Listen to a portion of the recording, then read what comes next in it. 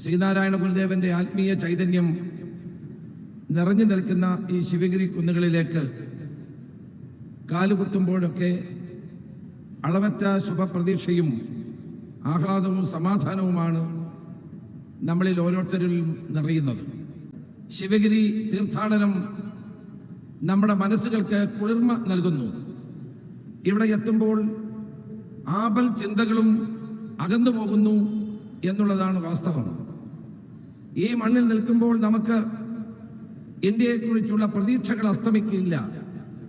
കാരണം മനുഷ്യ ജീവിതത്തിലെ എല്ലാ വിഭാഗീയതകളിൽ നിന്നും മുക്തമാക്കാൻ സഹായിക്കുന്ന ഉൾവെളിച്ചമാണ് ശ്രീനാരായണ ഗുരുദേവൻ നമുക്ക് പകർന്നു നൽകുന്നത്.